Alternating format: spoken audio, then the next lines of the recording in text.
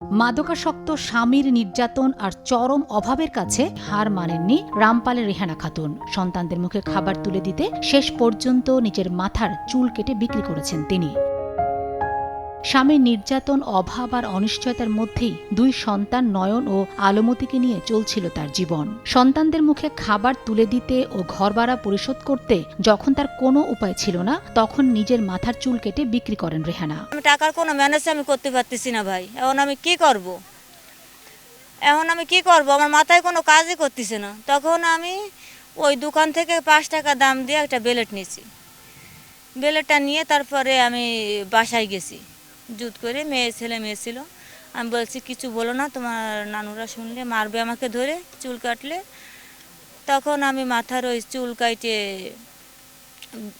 কাইটে আমি বলতেছি যে আমি আপু আমি কি করব, তোর পায়ে ধরে তুই আমাকে কিছু করিস না। এরকম আমারও তো বাড়িওয়ালা চাপ দিছে যে এই ধরনের যে আমার ঘর ভাড়া দিতে হবে। নাকফুলটা বিক্রি করলাম আর চুল কাটে বিক্রি করলাম। সে নাকেরটার দাম ছিল 4,000 টাকা দাম, সেই নাকেরটা বেঁচেছি আমি 2,000 টাকা। তাহলে কতটুকু ঠক খাইছি আমি।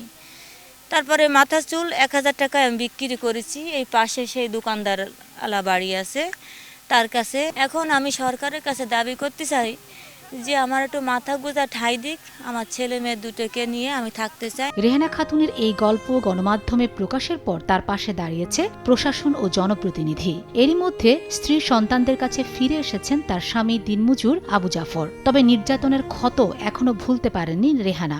এই স্বামী স্ত্রী প্রতিনিয়ত জ্ঞানজাম।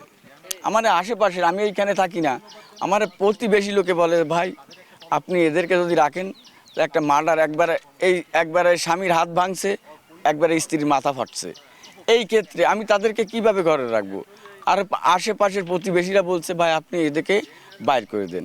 আমি শুধুমাত্র সেই ক্ষেত্রে আমি এদেরকে বলেছি যে তোমাদের জন্য, তোমাদের গরিব মানুষ ডেকে আমি ভাড়া দিয়েছিলাম। তুমি আমার যেভাবে ভাড়া দিছো আমি তোমাকে কমেও ভাড়া দিয়েছিলাম। তুমি যেভাবে পারো সেভাবে দিও, তাতে আমার কোনো আপত্তি নেই। কিন্তু তোমরা যদি এইভাবে জ্ঞানজাম করো তাহলে তোমাদের আমার পক্ষে রাখা সম্ভব হবে না। কাজের সুবাদে প্রায় 8 বছর আগে বাগেরহাটে এসে রেহানা খাতুনকে বিয়ে করেন দিনমজুর আবু জাফর। স্বামীর মাদকাসক্তির কারণে সংসারে অভাব অনটনের পাশাপাশি প্রায় ঝগড়া বিবাদ লেগেই থাকত। তবে এবার স্ত্রী সন্তান নিয়ে শান্তিতে থাকতে চান রেহানার স্বামী। আমার ওয়াইফ মাথা চুল কাটছে, তার জন্য আমি খুব দুঃখজনক। আমি আমার বউয়ের কাছে ক্ষমা চাচ্ছি, আপনারা সবাই আমাকে ক্ষমা করে দেন। আমার ছেলে মেয়ে নিয়ে আমি সুখে শান্তিতে থাকতে চাই, আর কোনো ঝামেলা করব না। এদিকে রেহানার অসহায়ত্বের খবর ছড়িয়ে পড়ায় তাকে সহায়তা দিয়েছেন বন, পরিবেশ ও জলবায়ু পরিবর্তন প্রতিমন্ত্রী শেখ ফরিদুল ইসলাম সহ প্রশাসন ও বিভিন্ন শ্রেণী পেশার মানুষ। স্থানীয় সংসদ সদস্য মাননীয় প্রতিমন্ত্রী শেখ ফরিদুল ইসলাম বিষয়টি সামাজিক যোগাযোগ মাধ্যমের জানার পরেই সাথেই উনি এর ব্যবস্থা নেওয়ার জন্য তার যে প্রতিনিধিগণ আছে প্লাস উপজেলা নির্বাহী অফিসার তাদের নির্দেশ দেন এবং তারা খোঁজখবর নিয়ে তার বিষয়ে জানতে পারে এবং তাদের কিভাবে সাহায্য করলে তার ভবিষ্যতে তার সন্তান আছে দুটো তারা ভালো থাকতে পারে, একটা বাড়ি কিভাবে করলে তারা ভালো মাথার উপর ছাউনি হয়, প্লাস তাদের ভবিষ্যৎ খাওয়া দাওয়া বিষয়ে অনেক সব বিষয়ে আলোচনা করে তারা একটা সিদ্ধান্ত নেয় এবং তারা এই সহযোগিতা করার জন্য তার কাছে আসবেন। রেহানা ও তার দুই সন্তানের জন্য নগদ অর্থ সহায়তার পাশাপাশি 2 মাসের খাবার ও আশ্রয়ন প্রকল্পে একটি ঘরের ব্যবস্থা করা হবে বলে জানান জেলা প্রশাসন।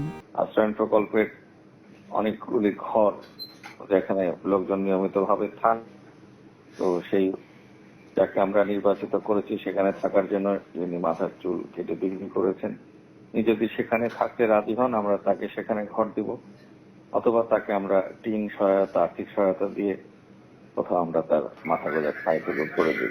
মাথার চুল বিক্রি করে ঘর ভাড়া ও সন্তানদের মুখে খাবার তুলে দেওয়া রেহানার মতো হাজারো অসহায় মানুষ রয়েছেন সমাজের চারপাশে। যারা আলোচনায় আসেন না তারা থাকেন অন্ধকারে। সময় সংবাদ, বাগেরহাট।